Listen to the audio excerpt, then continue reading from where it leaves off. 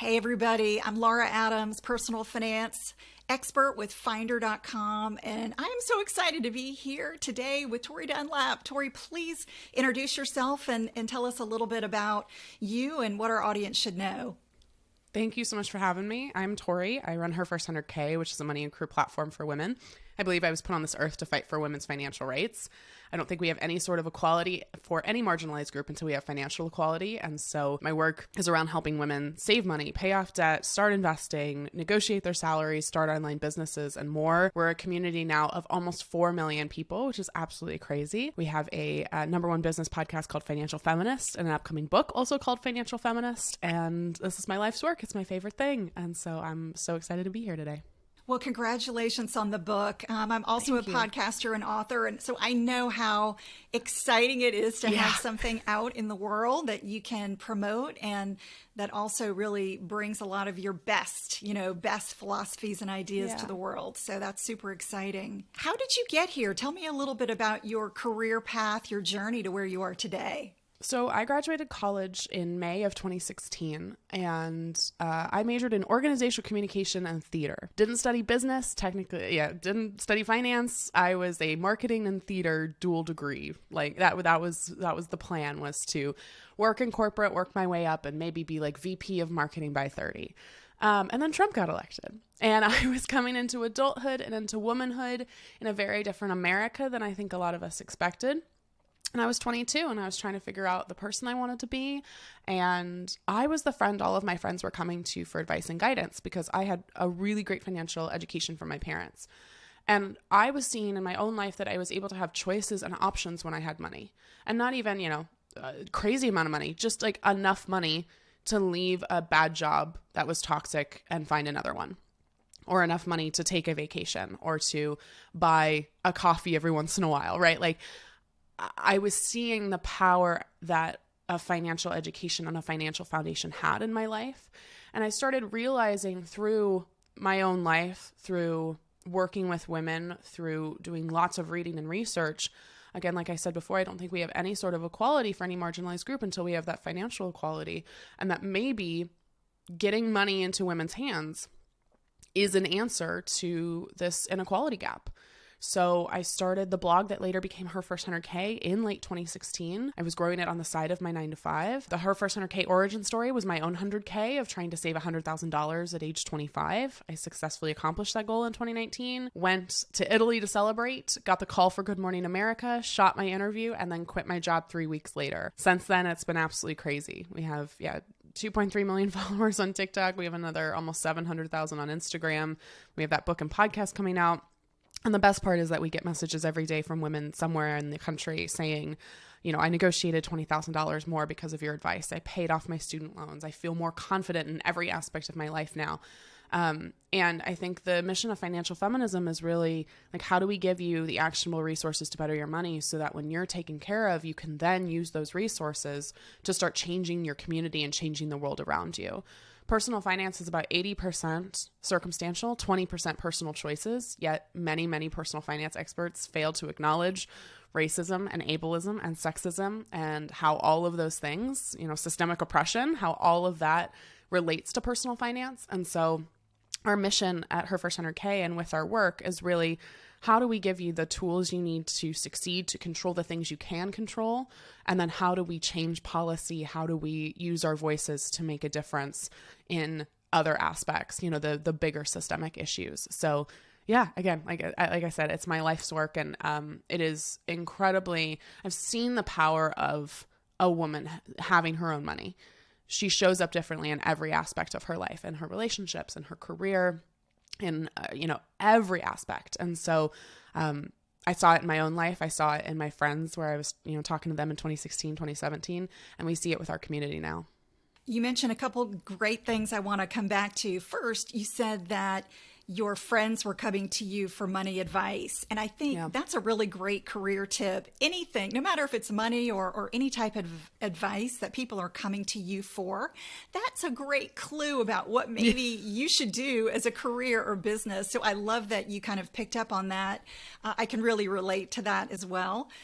So, whatever it is for you, if maybe it's not money, but maybe somebody is coming saying, what should I do about dating or other things going on? You also mentioned your parents were really good with money. I'd love to know, what advice did you, or maybe what is the best advice that you got from them that really stuck, that's helped you? Yeah, and it's actually something I teach now. We have like a whole chapter in the book about it, is what I call value-based spending. And it's the idea that like restrictive spending does not work. And it's not because of willpower, it's because of literal psychology. If you tell me I can't have fried chicken, all I'm going to want is fried chicken, right? It's like a diet. And we know that 99% of diets don't work. So this idea of, very strict deprivation, of shaming women for what we call quote unquote frivolous spending, these are all things that contribute, of course, to upholding the patriarchy, but also they're just not good personal finance tips. Like it's not good advice. And so what I saw my parents do was be really frugal in certain aspects of our lives. Like for them, going out to eat wasn't super important. We had most of our meals at home. My parents are still in the same house I grew up in. They could have expanded. They could have bought a more expensive home, but they've paid off their mortgage. And so they're like, we're not going to do that. They still drive, the same cars from 1996, 1998. But the interesting thing is that we always went on vacation every year. We always went somewhere cool. And we went to concerts and we went to, we went on road trips. And so I saw my parents be really strategic in how they spent their money. And it was like, okay, I want this, so maybe I can't have this. And that's not deprivation, right? That is you spending according to your values. Because unfortunately, we can't spend money on absolutely everything we want. But there's certain things, right, that we can identify as things that we really love. And I saw my parents do this, right? They didn't want to go out to eat because they would rather use that money to go, take us to Yellowstone or to go to Europe when I was 13. Like that was the kind of strategic, frugal thinking that my parents really passed on to me and that I try to pass on to our followers.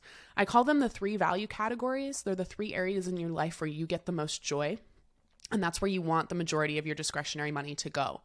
Because for me, those 3 areas, I work hard for my money. I want my money going to the things that I really do love and not things that I just feel lukewarm about, or definitely not things that I don't like. So for me, it's travel, food out, because I'm a huge foodie, and buying plants. You can see it behind me. I have 50 plants in my house and I love them. They're my babies. And so I will buy the occasional coffee. I'll buy the occasional sweater at TJ Maxx, but like that's not where the majority of my money's going, so that I can afford the things I really love without guilt, without like a bunch of like finagling. And I know I'm taking care of myself and also spending my money according to my values.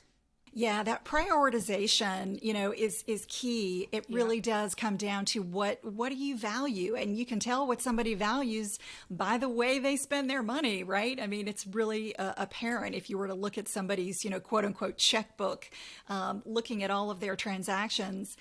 They prove those values on a daily basis. So something that I hear a lot from people is, where do I start? What is, how should I even go about thinking about money if I'm new to this? Maybe I just went through a divorce and I've, never had my own credit, or I'm fresh out of college and I'm just starting to manage money, or I'm just waking up to the idea that I need to be more proactive. What's your advice to those women who are just kind of waking up to money? Yeah, who are panic Googling how to save money at 2 a.m. First of all, give yourself grace. You never learned this. It's not your fault. I think we magically expect ourselves to be good at money, but like I didn't come out of the womb playing the tuba and speaking fluent Italian, right? It's just like learning anything else is there's going to be a period of time where things are really sticky and uncomfortable. And that is what it feels like to learn something new. You're probably going to be bad at it. That's okay. You weren't taught this. this is something that unfortunately, unless you had from your parents, your school definitely didn't teach you this, and likely your family didn't teach you. So offer yourself grace. Like, it's okay. It's okay. And we're going to figure it out together. The second thing is that your number one priority is an emergency fund. Beyond paying off debt, beyond investing, you need to have some sort of money in the bank. One, so we don't go more into debt trying to pay for an emergency, but two, your mental health's going to be better knowing you just have something, you have some sort of money, right? And you have options again when you have money. So you can set up an automatic transfer from your checking account to your savings account. You can say, okay, every time I get paid, I want $200 or I want $20. It doesn't have to be a lot of money. Or I want 5% or 10% of every paycheck. That way it's happening on autopilot. You're not having to think about it. It's what we call in the personal finance community paying yourself first. It's just like you're a bill and you're setting aside that money automatically. It's one of the many reasons I was able to hit my 100K at 25 is I was saving without really having to do anything, without having to actively think about it. And that's the way we grow wealth, right? Is using our automation tools in every aspect of our lives that we can. So number one, give yourself some grace. Number two, save that emergency fund with an automatic transfer from your checking account to your savings account, or even at your payroll platform at work. If you're a traditional 9-to-5er, is you can typically actually just say in your payroll platform, okay, I want this amount of money put in my checking account. I want this amount of money put in a savings account. I would say the third thing as well is to figure out where is the majority of your money going and does it align with your values? Like we were talking earlier. If you're spending the majority of your money on things that you don't give can I curse on the podcast? Don't give a shit about. Then that's not worthwhile. That's not worth your time. That's not worth your money, right? Again, you work really, really hard for your money. I want it bringing you the most joy possible. So figuring out where does your money go and how can you tweak that to more align with your values. So you're getting the most ROI, the return on investment, return on happiness investment you can out of your money. So I'm curious about maybe some specific advice you might give for women. I know you work with women. What is a common question or maybe challenge that you see comes up over and over again in your community for women? I mean, how much time do you have, Laura? The interesting thing is that we know about the wage gap, right? We talk about that a lot, as we should continue to do. 78 cents to a man's dollar. It's even worse if you're a woman of color, right? 78 cents on average. What we're not talking about is the investing gap and the wealth gap. So women take less money because of the wage gap, but we either don't invest at the same rate men do, or we don't invest at all. So we're taking less money. It's growing at a slower rate. And then on average, women live 7 years longer than men do. And if you waltzed into a financial advisor's office and you said, hey, my time horizon is this standard amount of time plus 7 more years, they are going to give you different advice than someone who doesn't have that 7-year difference, right? Yet that equation is not being discussed. Less money, growing at a slower rate, and yet we're expected to live longer on that money. Women statistically still in heteronormative relationships in 2022 handle the day-to-day finances, the budgeting, the coupon clipping, the grocery shopping.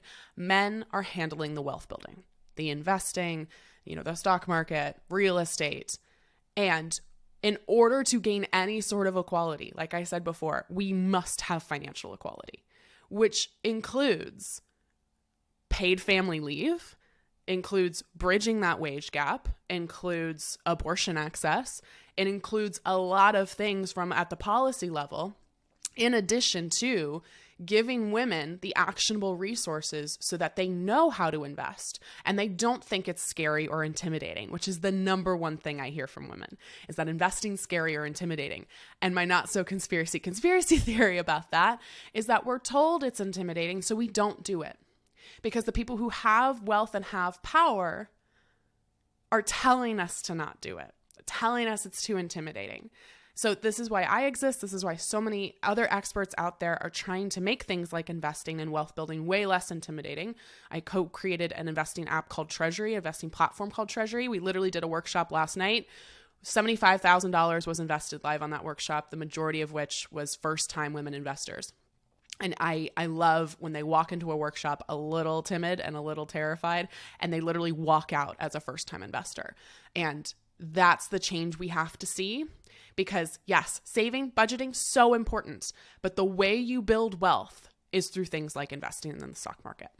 If someone is listening who is very interested in doing what you've done in terms of building a community, whether it's personal finance or some other topic, what's some advice that you would give them? You've been very successful at building various platforms and just kind of fostering a community. What's been your secret to success? One, I have a ton of privilege. I think that's really important to acknowledge. I am a woman, yes, but I'm a cisgendered straight white woman with a stable upbringing, and that's huge. I think that's really important to acknowledge right off the bat. My business ethos is that you need to serve before you sell. You need to serve and provide value to your customers before you ever try to sell them on anything. And that sell could be like, go listen to my free podcast, please. Like, it doesn't have to be give me your money, right? But I think way too many people think about growing a community or growing like a social media following as, oh, I'll do this great product and then they'll love me and follow me because of that. Typically not how it goes. You have to build trust. You have to build credibility. You have to build authenticity with your audience. And then maybe they'll be interested in buying from you. And I think especially with something as unfortunately intimidating and scary and, personal finance is not accessible in many ways. And so one of the things that we have to do is we have to build their trust first. We have to show them, hey, this is a safe place where you're not going to get judged for your spending decisions, where you're not going to get yelled at, where systemic oppression will be acknowledged, which unfortunately shouldn't be novel, but it is. And I think that's been one of the biggest things that I've attributed, or I can attribute to our success, is committed to, providing value, providing a lot of, free advice and free resources, and then the option to engage with us further if that's something people want to do. I think the other thing that I keep as a personal rule is that done is better than perfect. It's my number one rule as an entrepreneur. Perfectionism gets lauded as this good thing. We wear it as a badge of honor of like, oh, I'm a perfectionist. Liz Gilbert, who's the author of Eat, Pray, Love and Big Magic, has this great quote that perfectionism is fear in stilettos. And it's this like glamorized view of fear. It's the fear of getting started. Again, the fear of failure, the fear of screwing up, right? I can't tell you the amount of people who have come to me and who have wanted to be business owners, but they go, oh, but I don't have a logo and I need a logo, or I don't have a website and I need a website, or I don't have brand colors and I need a brand color before I can start. I threw up 3 blog posts in a random night in December, made a logo on Canva that took 15 minutes, and I launched what later became her first 100K, and I called it good. Like, done was better than perfect. I figured it out as I went. I did not have it all figured out. Lord knows I had no idea how to do any of the things I do now, but I figured that out because I was doing it. So I think you have to think about done being better than perfect. If you ever want to start as an entrepreneur, if you ever want to succeed as an entrepreneur, you just have to get things done and perfect them over time. Yeah, that takes a lot of courage, but that's wise advice. Tori, it's been so great to connect with you. What else would you like the audience to know? Anything on the horizon for you? Yeah, I mean, the most exciting thing is we have our book, Financial Feminist, Overcome the Patriarchy's Bullshit to Master Your Money and Build a Life You Love. That's coming out in December. It's available for pre-order now. We are so excited. It's literally an ebook, audiobook read by me, physical book, anywhere you get your books, especially from independent bookstores. We love seeing those sales come in. I worked for 4 years. You were mentioning as an author, worked for 4 or 5 years on this book. It is my manifesto. I wrote it entirely myself with some expert interviews, and it's everything I know about money put in there. And I'm so excited for people to read it. It was the hardest thing professionally I've ever done. And I can't wait for it to be in people's hands. So I would love to have you purchase a copy. Awesome. I can't wait to read it. Tori, thank you so much for your time. It's been fantastic. Thank you for having me. I appreciate it.